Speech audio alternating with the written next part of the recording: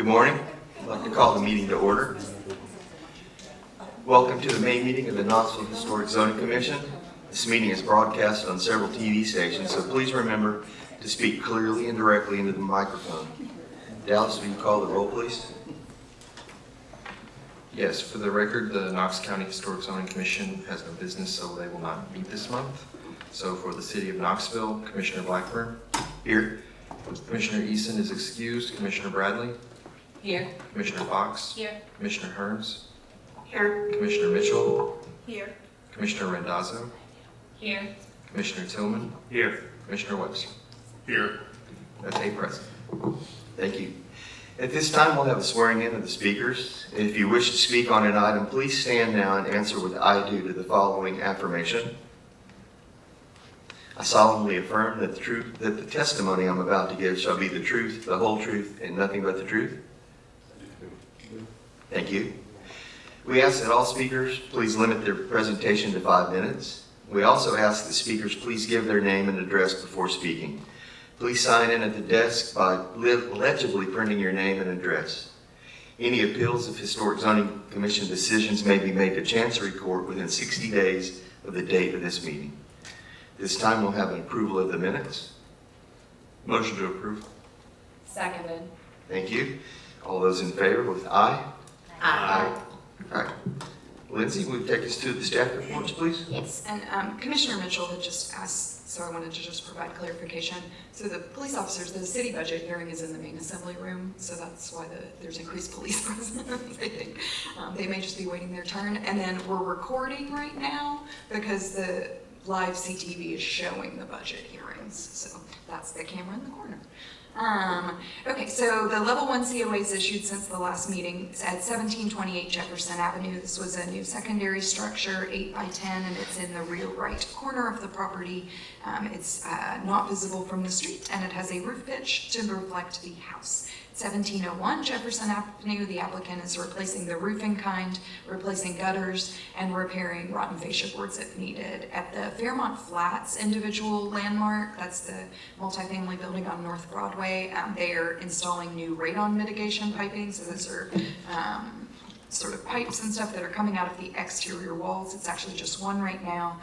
It's near the ground level, and this is on an alley-facing elevation. At 1015 Gratz Street, they are replacing in kind a wood tongue and groove ceiling. At Knollwood, the administrative approvals were issued for some minor revisions to the previously issued COAs, primarily addressing some conditions with roof lines, shifting a balcony column, elevating a balcony eave. So these were just some real minor sort of shifting to make sure everything aligned. They removed some 1998 posts on the sunroom. And removed a 1998 aluminum balustrade and installed a balustrade to match. At 12 Market Square, they removed a frame wall on the alley-facing elevation, and there's no additional work to masonry doors or windows. All right, thanks, Lindsay. We will go into our first case this morning. It is in Craigland individual. It is case 5G24-HZ 1043 Craigland Court. Okay, so this is the Craigland individual landmark. And so what the applicant is proposing is a new addition. It is an L-shaped one-story addition to extend from the rear of the right side addition. I'm actually going to back up and give you guys some context here because I don't think this is a property we've seen much. There's a bunch of historic information in your staff report, but this is an individual historic landmark that has a historic zoning overlay. It's a Mediterranean revival house that was designed by Charles Barber. It has elaborate landscape design, which you can see on that site plan on the west side of the house, and it was constructed in 1926. And so you can see on the map here, it was the original house on this property, and then the subdivision was later built out around it. It's really beautiful, good to check out. So the applicants are proposing an addition. It's an L-shaped one-story addition. You can see it extending here, and this is the primary house. It's from the rear of the right, which is the east side elevation, and then it is extending towards the north side of the property. So this is the house, and there is a one-story addition. It's a one-story hipped roof massing that will be connected to the primary structure with a flat roof. This helps make sense of it. A flat roof, stucco-clad massing with a centrally located clear story with metal windows. So you can see that element here. The addition has a hipped roof 6/12. It's a 6/12 pitch. It's clad in terracotta barrel tiles, and it has an exterior of stucco to match the primary house. And then you can see the metal multi-light windows. So this is the street-facing elevation. That's that flat-roofed massing that's going to connect it. There will be some columns that extend out towards the house for a garden area. 10 stone columns that have a timber pergola that extends towards the front of the house. And then there are some multi-light metal doors there that extend to a wraparound deck with decorative stone railings and a stone balustrade. You can see that element here. So here's the interior space that's shown in yellow. This is the portico that's projecting out towards the house, and then they're going towards a pool and a spa. So I described the house. This addition is proposed for the rear portion of the right side elevation. It extends towards the rear of the property. The placement makes it clearly secondary to that primary structure. The property is heavily landscaped, and there's a one-story garage that's already located in the front property line. So here's the house, and here's this one-story garage that's already there. And you can see some hint of the vegetation in the existing conditions photographs.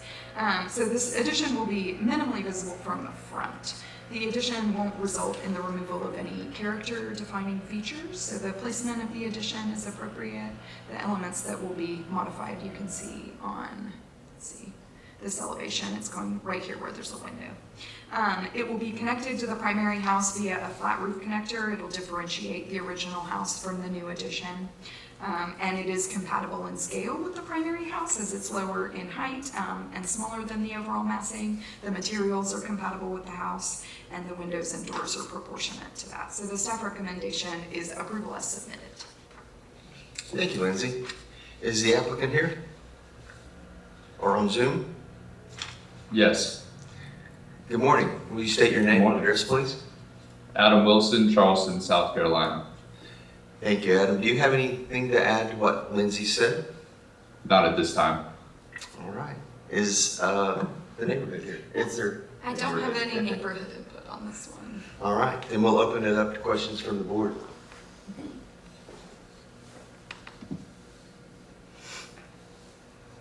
If any.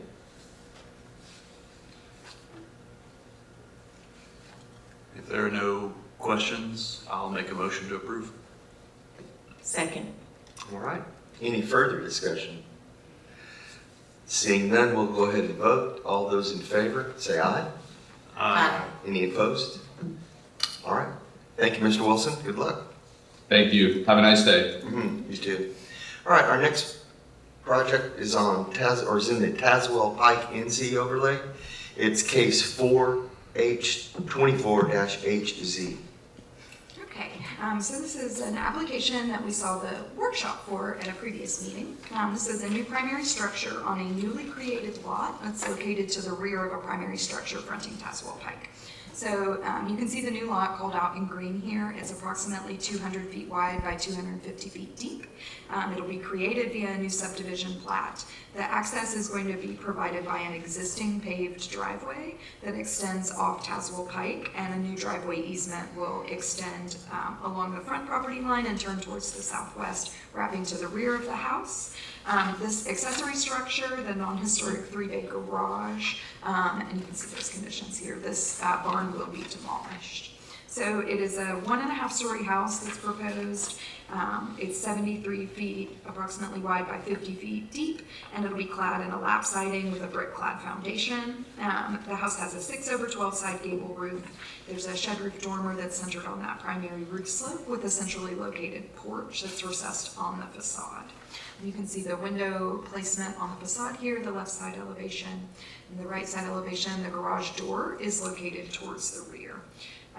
The house adapts some craftsman elements to a ranch house form. So there are details like triangular brackets on the gable fields, exposed raptor tails, and square posts on brick piers. So some of the staff findings: the house at 4121 Pike, this one right here, the primary structure that's on the current lot, it was reviewed by the HCC in 2001. It was constructed in 2005. It's not included as a contributing structure to the overlay district. Overall, the lot itself does meet the design guidelines, which recommend subdividing an existing parcel to create a lot behind the rear of a house that existed at the time of designation. So that's this house here. The plat has not been recorded yet. There may be revisions necessary to meet the subdivision regulations. Any substantial revisions may require additional review under the NC overlay. A revised site plan will also be required for permitting. Based on the design guidelines for landscapes, the site plan should depict any new trees and existing trees that will be conserved, and that should be submitted to staff for review in advance of permitting. The barn, this demolition of this building does meet the guidelines. This actually predates the house, but it's not noted as a contributing building to the district. The house will now be centered on the lot. It meets the setback requirements for the base zoning district, and it meets the Tazewell Pike guidelines for placement. In terms of design, it adapts craftsman details to a ranch house, so that kind of combines a house style and a house form that are seen in the districts. The guidelines are pretty general. They recognize diversity in design in the neighborhood. They recommend varied roof lines, dormers, gables, and wings, and this house does incorporate those elements. The proposed roof pitch is 6/12. The guidelines note that it should be at least 7/12. The guidelines also don't have guidance on window placement or design, but they recommend that the features kind of be consistent throughout the neighborhood. And one of those typically is consistent with window design and placement. On the facade, the leftmost bay has 2 double hung windows that are close to each other, 2 that are paired, and then a larger one. So the double hung windows on the facade should be revised to be consistent in placement and size. The application doesn't have details on window materials, and the design guidelines don't specify them. Final windows wouldn't be appropriate in a historic neighborhood, so final window specs should be submitted to staff for approval. The windows should include trim and projecting sills. The application also doesn't include proposed siding material. Based on the guidelines, basically any array of lap siding would be appropriate. If fiber cement is chosen, it should be smooth finished and have an exposure pattern and corner boards comparable to historic houses in the neighborhood. So the staff recommendation is to approve 4H24HC, subject to the conditions that the new lot meet subregs. Any substantial revisions that affect the placement of the house may require additional review. The site plan should meet city engineering standards and the base zoning and depict new trees and existing trees that will be conserved. The roof pitch should be increased to 7/12. Minor revisions to the facade window placement and design with the window specs submitted to staff. The new windows should have trim and sills, and then the siding spec should be submitted to staff for approval. Thanks, Lindsay. Is the applicant present or on Zoom? Hello? Eric Forstall, I'll sign this later. I don't have a problem with the change in the roof size. I don't know. Oh, okay, that works. Eric Forstall, designed the plans here. Yeah, the specifications, not a problem. We can make those adjustments for approval during the permitting process and changing the roof pitch to 7/12. Otherwise, you made all the changes that we were discussed during the workshop. And I don't have anything else to say unless someone has questions. Thank you, Mr. Forstall. Is the neighborhood representative here, or do we have information from them? I have not received comment from them and was just checking they are not on Zoom. Okay. All right, we'll open the case up to the board for discussion and questions. I wanted to ask if the applicant had any thoughts on staff recommendation number 4, if you were in, that's about the minor revisions to window size, placement, and design. Do you have any idea how you'd want to address that? Did you have any questions for us? Or? My understanding is you're talking about basically going with vinyl windows and adding some Yulins into the windows. Is that correct, Lindsay? No, so that one, what I had discussed is how these windows don't have a necessarily consistent placement and size. And so this one's a little larger. These two look like they're probably the joined paired, and then these are separated by some trim. So I think in general, the recommendation would be make the windows a little bit more consistent in overall size and, a consistent placement on that elevation. Yeah, that's not a big deal. The other window on the far right there, it's my right. That's just overlooking the bathtub, so I can change that window design. Okay, thank you.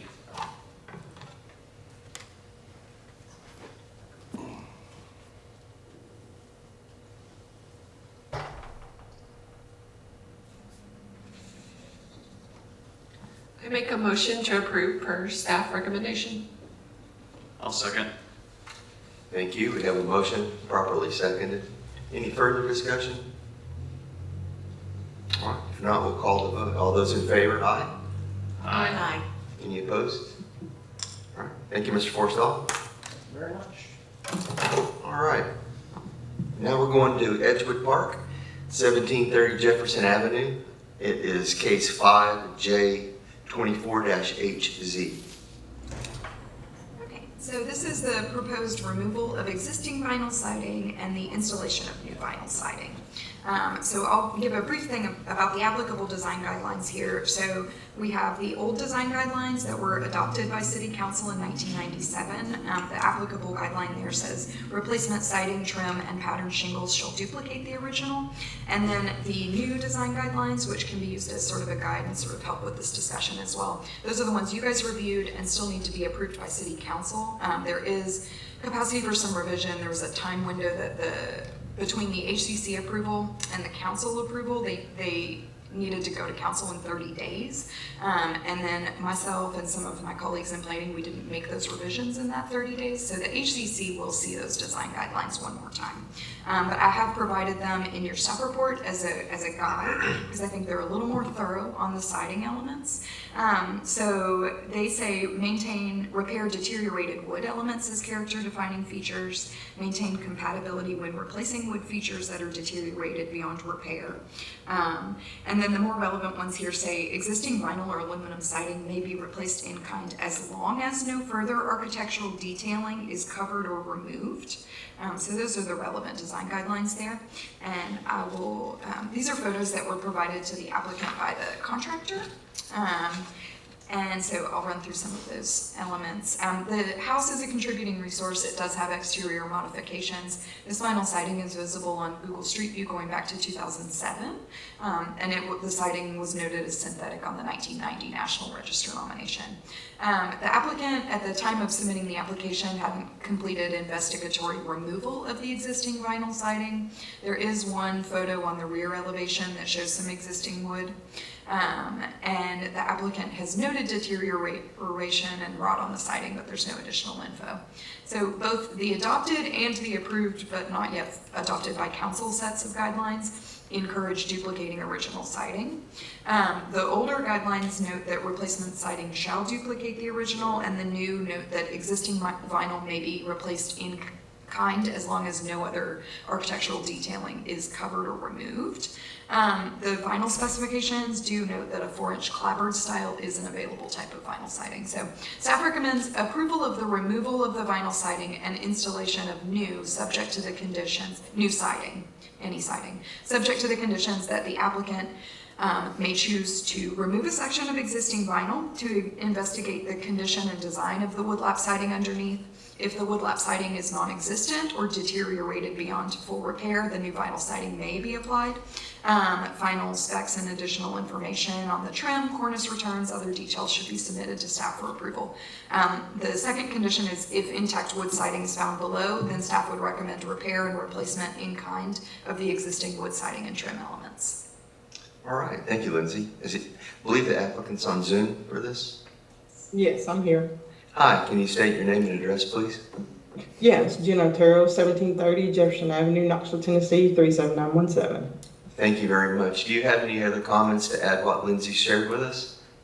No, that pretty much sums up what I'm doing. I'm just basically replacing it because it's damaged. So I'm just basically updating the structure, making sure it's sound and good to go. Okay. Is the neighborhood representative here or on Zoom? He's right here. Hello, David Dix, Fifth Avenue, Park Ridge. I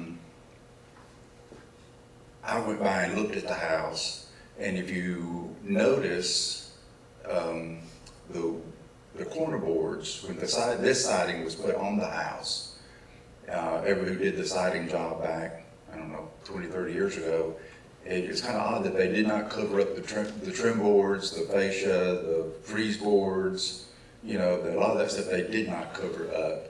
And so I'm kind of curious, you know, if they try to put new siding on, are they going to try to cover up, you know, what the old existing that is showing, you know?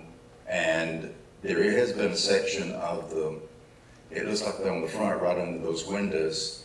I think I sent Lindsay a picture that the siding the old siding has been revealed. And I mean, it's, you know, it looks like siding doesn't look to be too bad deteriorated other than chipping paint and, you know, needs a, you know, scrape and paint job. I would like to see the siding removed in the house, you know, repainted back to more original. Okay, thank you.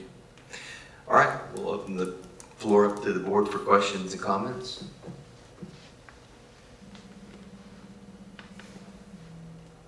I had a question for Lindsay about staff recommendation number 2. If intact wood siding is found below, staff recommends repair and replacement of in-kind and existing wood siding and trim elements.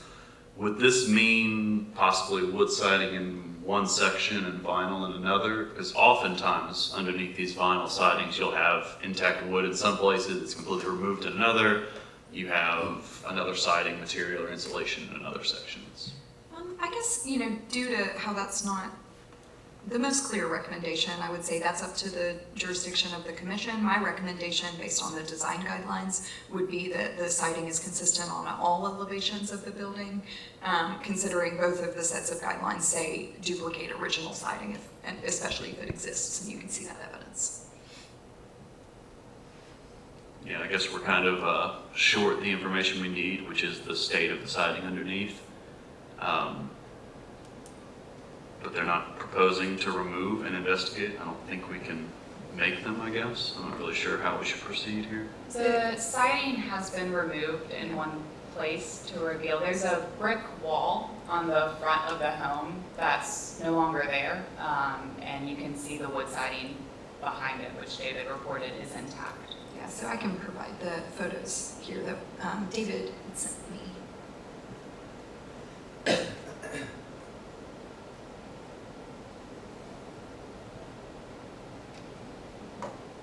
Had this section just fallen off the way vinyl siding does, or was this intentionally removed to investigate? No, it fell apart. The brick stature, or whatever you want to call it, it just came down. And that's what was behind it. And all the contractors that came out and looked at it said that wood is deteriorated, it can't be used. So even the guy that I was looking at that was going to, you know, do the vinyl siding, he even stated in his proposal that, you know, the wood is deteriorated and it just can't be used. Like if you go over and you push on the wood, it's very soft and some of it has even broken off. Is their plan then to remove the deteriorated wood, or is it to cover it up with vinyl? I believe it's to cover it up. I'm not for sure, but I don't know. I'm not a contractor. And we had a letter from the contractor, correct, Lindsay? Wasn't that sent out? Correct. And they're not present to answer any questions, so. I can try to call him. He's out on the job, but I can try to call him and see if he's available. No, I don't think that's necessary. I don't think we need to go through an intermediary for a sworn testimony here. So in other houses in Edgewood Park City, we did not approve adding siding on top of the original siding. So my concern would be that precedent has been set to maintain the original siding. If the original siding is in poor condition, I'd be concerned that that home will continue to deteriorate. Just covering it up doesn't address the problem. Right, and like I said, the contractor, I mean, I'm sure if the wood is bad, he'll probably replace the parts that need to be bad, I would assume. But like I said, I can't speak on their behalf, but that's generally what would happen is they just replace the bad wood and then they wrap it and then they put the siding back on.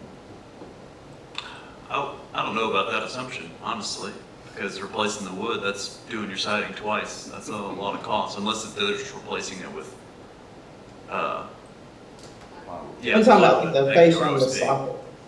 Yeah, yeah, like replacing in the corner elements and trim, yes, but as far as replacing what is now a historic wood siding substrate, I wouldn't think that would be included in their scope of work. If the wood underneath is deteriorated, I would think they would still vinyl over it. In general, I would strongly recommend against vinyl siding in any overlay, in any type of district. I don't think it's a very strong product. One of your neighbors found this piece of siding at some point when it blew away in the wind. That's typically what it does. It's like laundry. If you put it on a clothespin, it just flies away. Yeah, like I believe it's like at least 1990s and probably before. That's why I said it's deteriorating, and I'm really worried about the underneath structure. And I know, like with him, he has a lot of experience, and I trust that he'll make the structure sound, and that's what I'm worried about. As far as sorry, continue.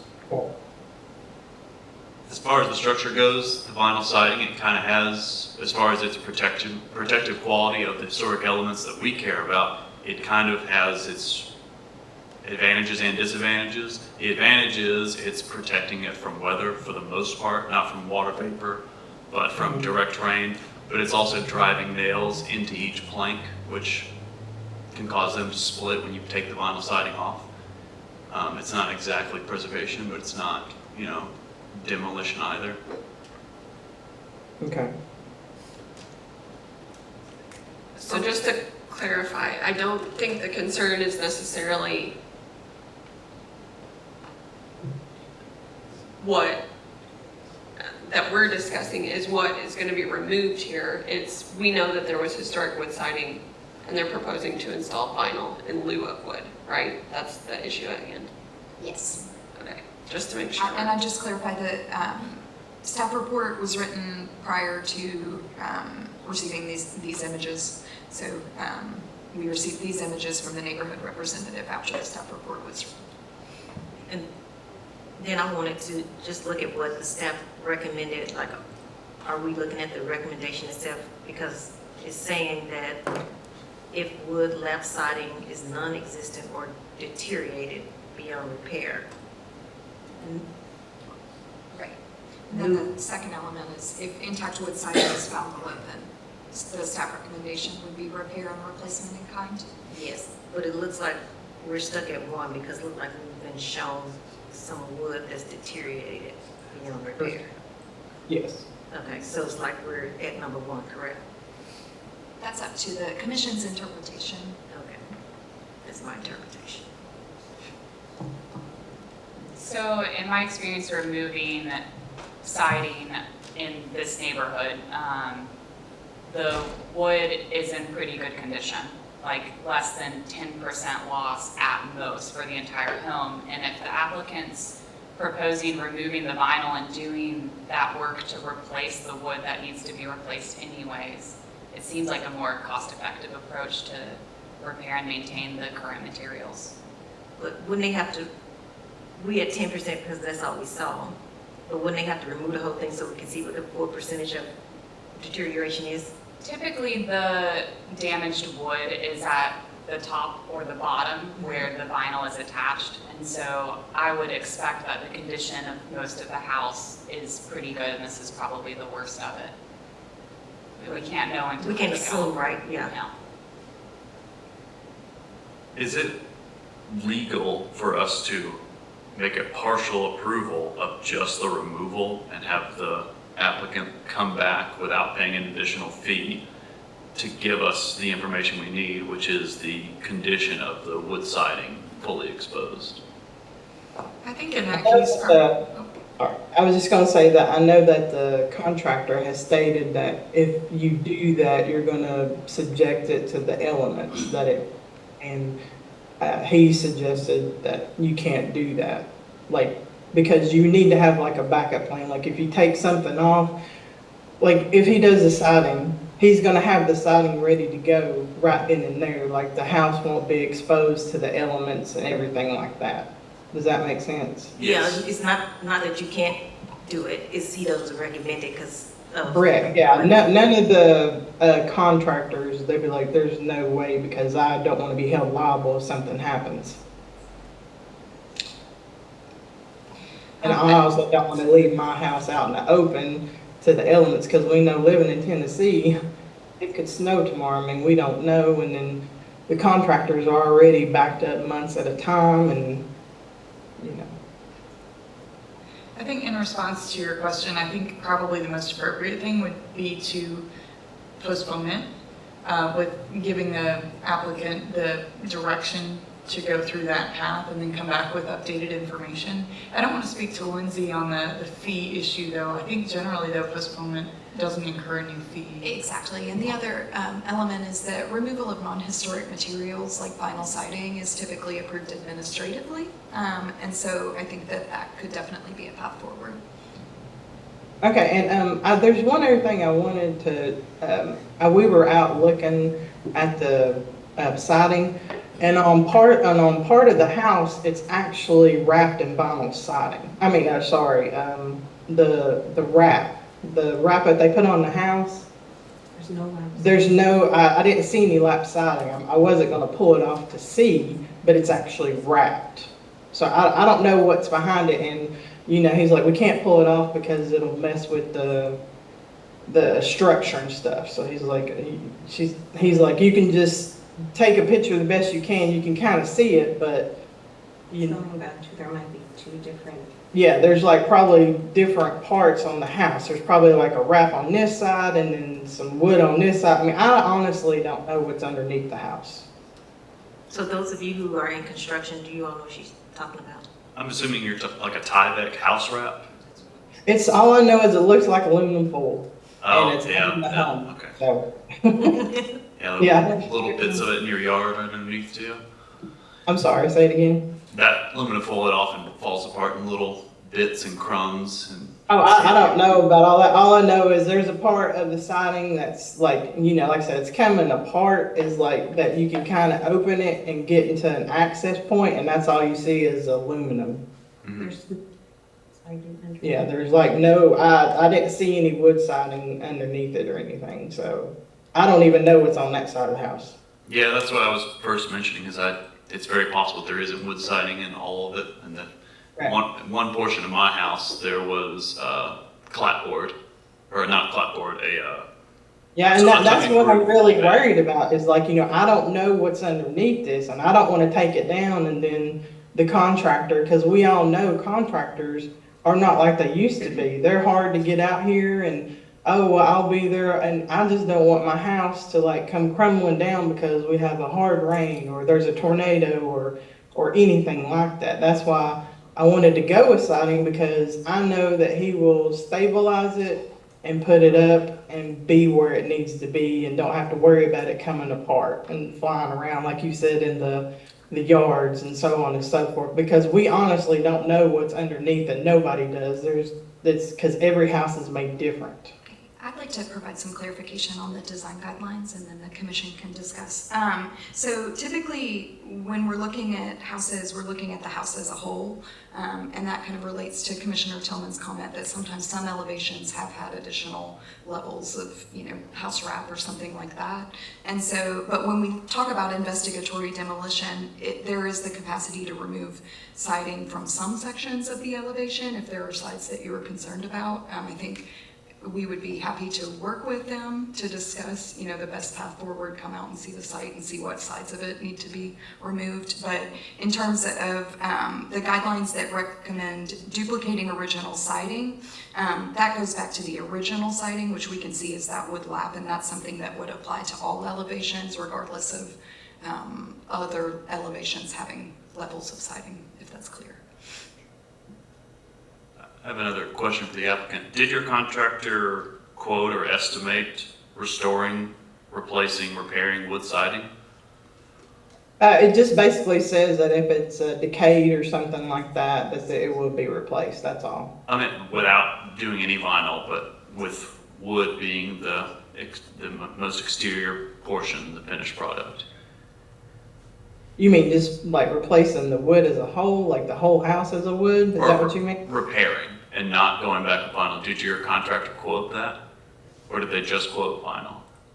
They just quoted vinyl. Okay. I think she stated earlier that the contractor said that the wood was deteriorated. Yes. Yeah, he said that the several places of the house were deteriorated. So I suspect he wouldn't have given her a quote for it since he thinks it's deteriorated. Yes. What I found in my quest to find contractors to work on my house in the historic overlay is there are, for every 10 siding contractors, 8 of them do not do wood. They do not restore wood, they do install new wood. And a hammer finds a nail, and vinyl contractors install vinyl. They want to install vinyl, they don't want to deal with other elements like wood siding. I would recommend getting a siding contractor who is willing to work with wood products to look at this, to examine the deterioration. I would also add that there are probably people in your neighborhood who know of folks who worked with contractors in your same neighborhood doing the same type of project. Like your neighborhood rep probably has some contacts to pass along. There would also be available funding to be applied for when preserving the original materials, and those funds would not be accessible to vinyl most likely. So that could make the project more cost effective and restore some of the original details. Who is it that has that fund? So Knox Heritage recently announced a larger community grant fund that would be applicable here. They actually have 2. One relates to properties only in the historic overlay, and then one is somewhat citywide. And so there may be the opportunity to combine, I'm not sure. And I believe that fund is up to $5,000. Yeah, it's up to $5,000. I looked at that as well. And I'm just going to be completely honest. I'm an educational assistant. I really don't. Well, you can see what I make. We don't really make hardly anything. So I think, I'm going to be honest, I don't know if I can afford that. I mean, this vinyl, I was having to take out a loan for just to be able to afford that. But I mean, I have to have a home, and the structure doesn't seem like, it's safe, to be honest. The vinyl's coming off, the wood is rotted, and I'm just at a loss at this point. And it just sounds like everybody just wants me to go, oh, well, find this person, find that person. And this is just more and more time that I have to wait and possibly get somebody's opinion that you may be like, oh, well, it might be fine. They might agree with the vinyl. Like the wood's going to cost way too much. I mean, I don't know. But I'm just being open and honest with you guys. Like, I just don't know if I can afford that. And I'm getting older. I've lived in the community for over 40 years, and I've been here when it's been not a good neighborhood, and I'm so glad that it is getting better. And I've seen a ton of houses in the neighborhood that have been updated in siding and so forth, and even that new kind of siding that's not even historical. All I'm trying to do is fix my home and put it back to the way that it looks. I'm not trying to do anything fancy, doing that Brigg and Bratton or whatever it is. I mean, you could just go up the street, because I'll walk the neighborhood, and there's right up the street, 2 houses down, a brand new build with Briggs or the Borgs and Mac or whatever it's called. Like, that's not historical, but they're going up all over the neighborhood. I'm not trying to do anything like that. All I'm trying to do is put a simple 4-inch siding back to cover what's on there. Okay, allow us to discuss this a little bit more, if we will? Or if there's any discussion, if not, is there a motion? I just want to recognize, we understand that there is expense involved in having a historic home. There is expense involved in maintaining these things. Our job as a commission is to review a project when it comes to us and determine does it meet the standard or not. And that's what we're trying to get at. I understand. Regardless of having sympathy for your situation. Oh, no, it has nothing to do with that. I'm not asking for that. I'm just saying, but on your recommendations, it also said if there's deteriorating wood, which there is, that, you know. I think I want to clarify that recommendation. When she said in-kind replacement, she was recommending wood replacement, not vinyl. No, it says vinyl on the wording. It says if the wood is deteriorated, then you can proceed with the vinyl. It actually says if intact wood siding is found below, staff recommends repair and replacement in kind of the existing No, not wood that, trim not number siding. two, number one. I'm talking about number one. It's saying that if there was deteriorated wood, then proceed with the vinyl siding. And I guess I'd just jump in on the clarification of the staff recommendation. We have no evidence right now that the siding is deteriorated beyond repair. We've only recently seen that section, and that was after the staff recommendation was made. So do I need to submit pictures, or what do I need to do? I think the commission is deliberating right now, and then. Okay. Yeah, I don't have enough information regarding the overall siding condition to make an informed decision on this application. And the only way I know how to do that is to get in and look at each face, corner to corner, of the existing wood siding and underlayment. I understand you feel nervous about the house's condition.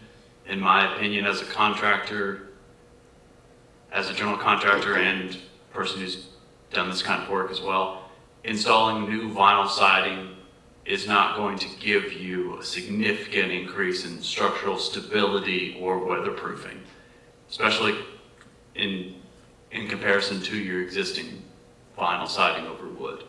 If that. Oh, no, it's not, no, I'm saying like, but once they take everything off, that's what I'm talking about. Then they can see what needs to be repaired. They'll be able to see the siding and trim elements, but they're not going to be able to see any structural elements. The stability of the home isn't going to be affected. Okay. No, these are just claddings, and you basically have two layers. The vinyl siding has encapsulated the wood siding, and these are all just weather screens, basically.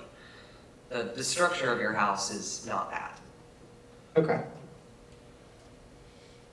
So Travis, Commissioner Tillman, you may have mentioned earlier that couldn't she get someone who actually specializes in wood? I'm afraid if she keeps going to a vinyl contractor that they would have a certain opinion because they do vinyl, but couldn't she go to someone who specializes in wood just to let them check in different portions of the house as Commissioner Randazzo?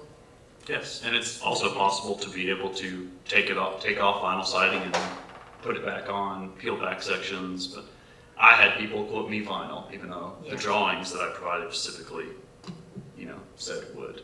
It just happens. Yes. So she actually could get someone to. It does take a long time to get these quotes. It can take months, but we try to evaluate the condition of the home in the scope of the home's life, which is close to 100 years, I'm guessing. It was 1896. 1896, in that context, waiting 2 or 3 months to get a quote is less important. Even though it does seem absurd that it takes that long, but yes, contractors are busy. So who's responsible for like the financial part? The owner. Okay, so I have to pay for somebody to come out here and look at it. And then what if it's something I can't afford? So are estimates free? Do you all know? Almost all of them are. Okay, I wasn't sure. I've never had anybody come and take, like siding down and then put it back up. I've never had anybody do that. Well, that could be something your siding contractor could quote you specifically.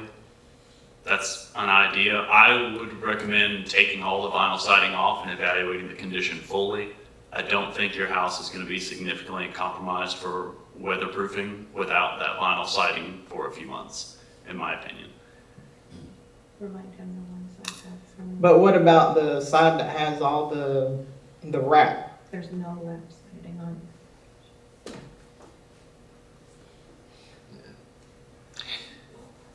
Yeah, I believe we've deliberated this with all the information we need to make a motion or a decision. So, I'll make a motion to postpone. I don't feel like I have the information to evaluate this application. Is that a 30-day postponement? Yes. I have a question. hang on, we got a motion and then we'll have a discussion. Do we have a second? A second. Okay, yes, any further discussion? So in this 30-day postponement, do you guys recommend that we go out and take a look at it as well? The commission, if so. That wasn't part of the motion. That's not typically, I think typically when we've done site visits, they've been as workshops when there aren't open applications.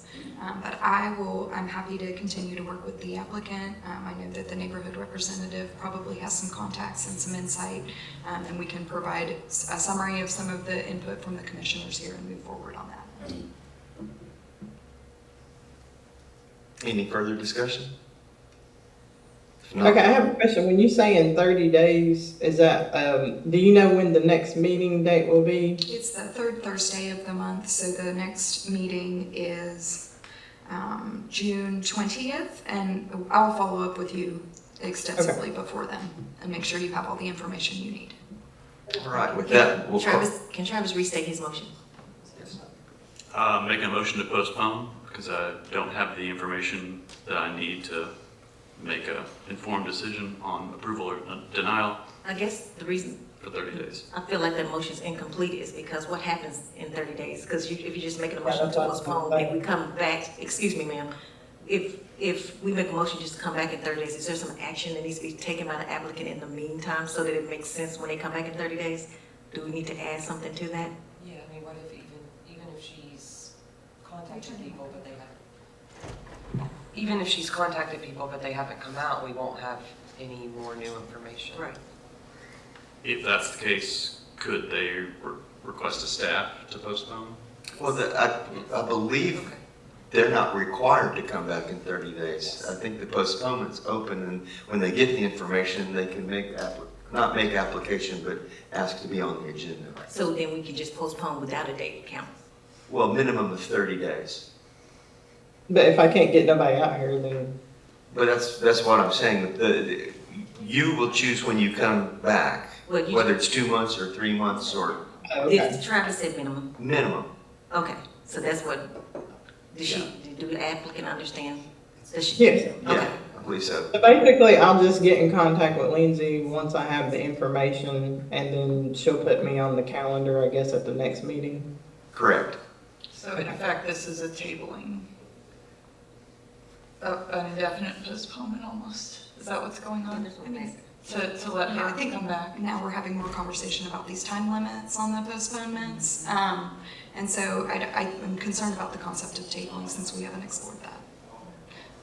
But I think a minimum of 30 days sounds appropriate. So if she has the information in the next 30 days, she can come back. If it takes her 2 months or 3 months, then that's when she'll come back. So it's open-ended. Right. Okay, any further discussion from the board? All right, if not, we'll call the vote. All those in favor, aye? Aye. Any opposed? All right, thank you very much. And I'll follow up with you very soon. Okay. All right, now we're going to 4th and Gill, 810 Luttrell Street. It is case number 5D24-HZ. Okay, this is an exterior rehab on a secondary structure, the garage. You can see some photographs of the existing garage. They have a front gable roof clad in asphalt shingles, an exterior of wood lap siding, and a concrete block foundation. So the applicant is proposing to remove the existing roof. They've included two options, this metal panel cladding and architectural shingles. They're requesting to remove that garage door, that's the alley-facing elevation, and install wood lap siding to match the existing. Remove the secondary door on the south side, the side elevation of the garage, and install wood lap siding to match the existing.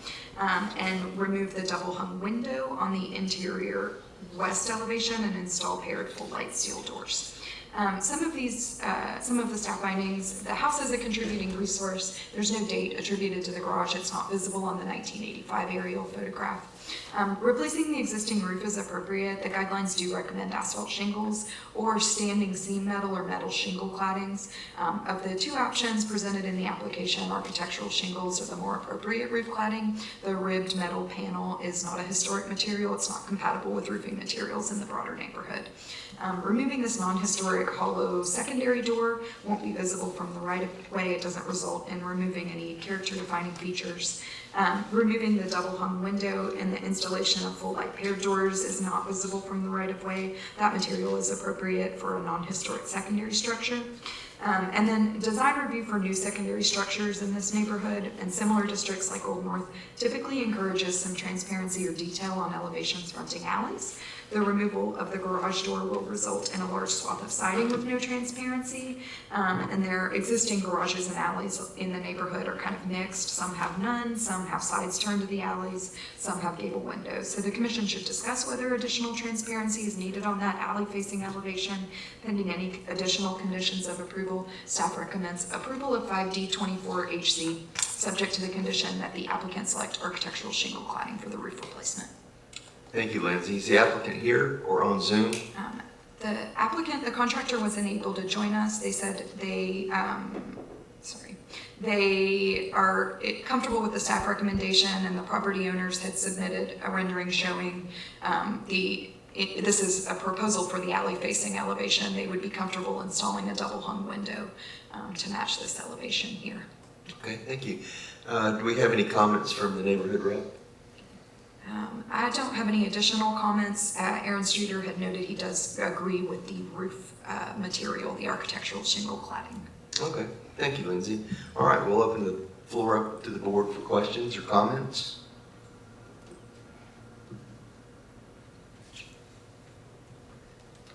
I agree with staff and as well as Aaron about the tough red metal not being compatible with the neighborhood and the guidelines, but architectural shingles should be fine. I don't really have an opinion on the transparency in the alley, for what it's worth.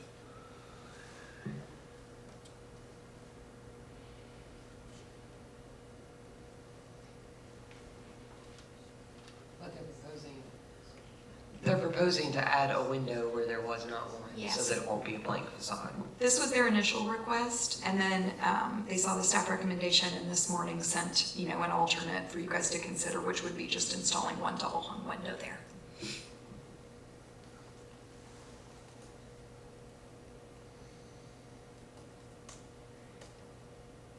So where the garage door is, there would be a window. Yes, and they've sent they sent these photos of the existing condition on the other side, and they said they'd replicate this. Okay.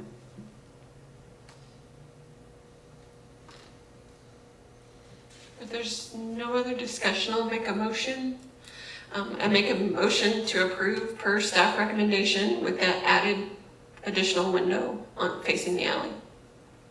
I'll second. Thank you. Any further discussion or questions? All right, then we'll have the vote. All those in favor, aye? Aye. Any opposed? All right, thank you. All right. Moving along, we're going to Fort Sanders now, 1642 Highland Avenue. It's case 5F24-HZ. Okay, so this is the installation of a new entry porch and vestibule on the front, which is the north elevation of the rear massing. And so we're looking at this massing on the building here. The applicants are proposing a one-story front flat roof porch that's supported by stained wood columns, and it'll access a one-story flat roof entry vestibule. That's this right here. It has full light storefront systems to the left. It's adjacent to the church's main massing. And the porch will be surrounded by a porch-coated knee wall with signage. So the church is a contributing resource to the historic district. The HCC had actually previously approved the demolition of this massing of the building and the construction of a new addition that was going to be closer to Highland Avenue, where my cursor is here. This project was canceled, so now the church building is receiving basic exterior rehabilitation. But the scope in the HCC's purview right now is this addition. There are guidelines there are not specific guidelines for institutional or larger buildings in the design guidelines, but the intent can be applied to an addition or a church. Overall, the entry porch meets the guidelines as it is located on a secondary elevation. It's modest in scale, uses materials that are compatible with the mid-century church building. The entry vestibule and the porch will be differentiated from the primary building, and no character-defining features will be removed for that new porch. Signage is permitted separately with the City of Knoxville, so new signage would require separate COA. So staff's recommending approval of 5F24HC as submitted.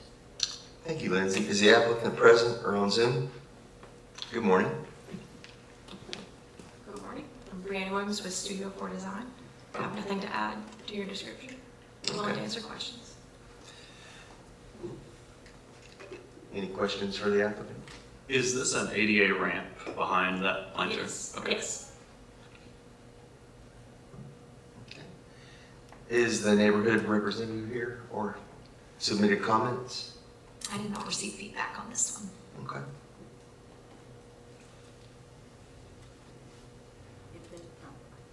If there are no more questions, I would like to make a motion to approve based on staff recommendation. Thank you. I'll second. Thank you. Any other discussions? This looks very clear cut. All right. All those in favor, aye. Aye. Any opposed? All right. Thank you very much. Thank you. All right.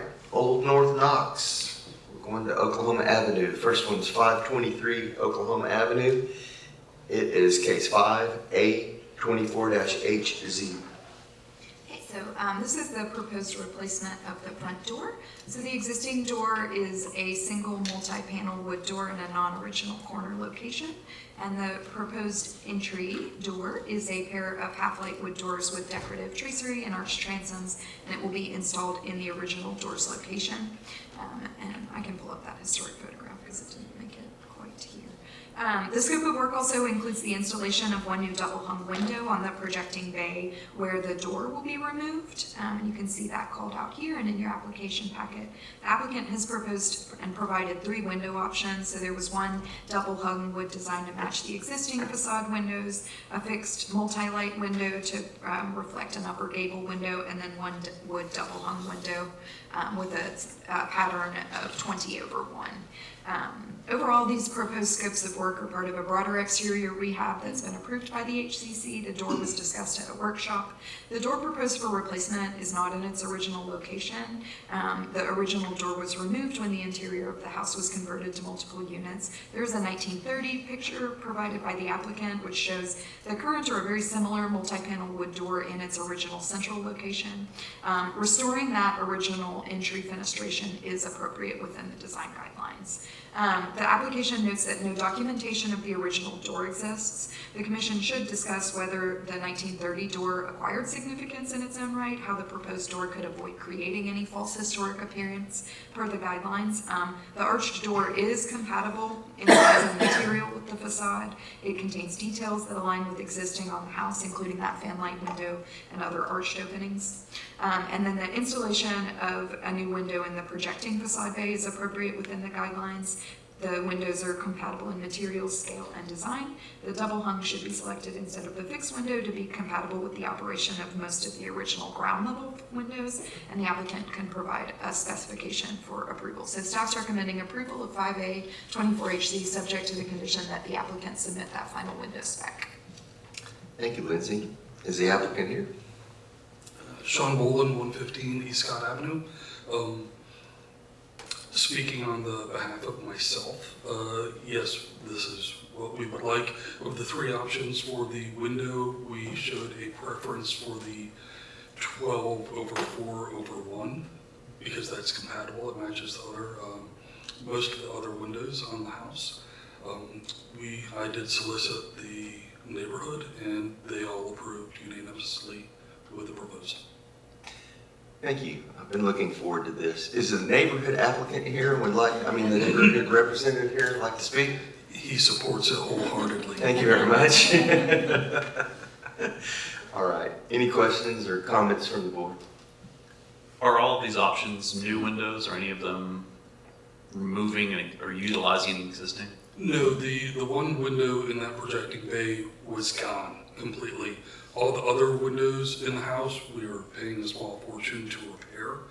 So this is the only window that we're having to duplicate because there was nothing there to begin with. Thank you. And you've got no objection to the staff recommendation with submitting the final information to staff for approval? I have no problem, and I could do this afternoon. Thank you. Well, just to be clear, it's wood. It's a wood window on both sides.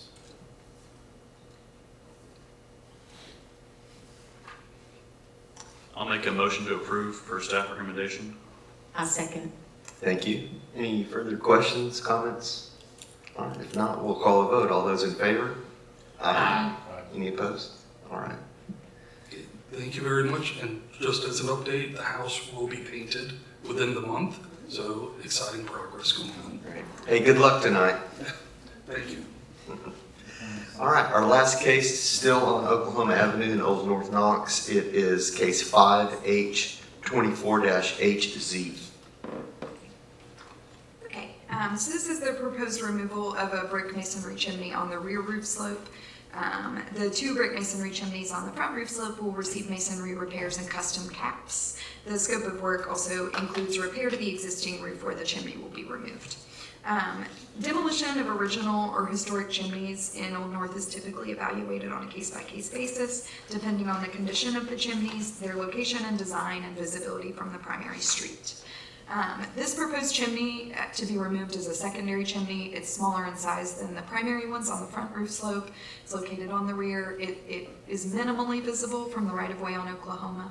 The two chimneys on the front roof slope will be retained and receive repair, repointing, waterproofing, and new masonry or new chimney caps. So the staff recommendation is approval as submitted. Thank you, Lindsay. Is the applicant present? Or on Zoom? Yeah, Will, you can unmute yourself and speak.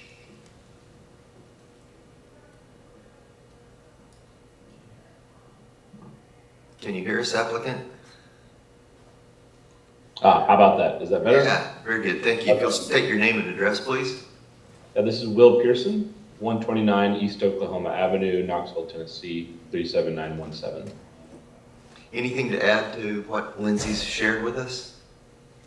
No, I believe she covered it all. All right. And I see the neighborhood reps here. Would you like to speak? Yes, Sean Bolin, 115 East Scott Avenue, representing Old North Knoxville.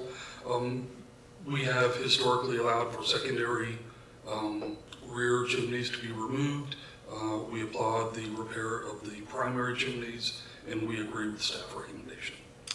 Thank you. We'll open the floor up to the board for any questions or comments. I'm inclined to approve the application. I would only, just as a personal request, in demolition of the accessory chimney, don't just throw the bricks down the flue. It's the easiest way to do it, but it's not worth it. It's a pain for whoever's going to go in there later, and it can damage the inside as well. Okay, that's good to know. I'll make sure we, we'll probably keep the bricks and use them for something with the plan. So. Is that from personal experience? Sounded like. Any other questions or comments for the applicant? If not, we'll entertain a motion. I'll make a motion to approve. I second. Thank you. Any further discussion? If not, we'll call the vote. All in favor, aye? Aye. Any opposed? All right. Thank you very much. And that concludes business today. Thank you very much, and we'll see you next month.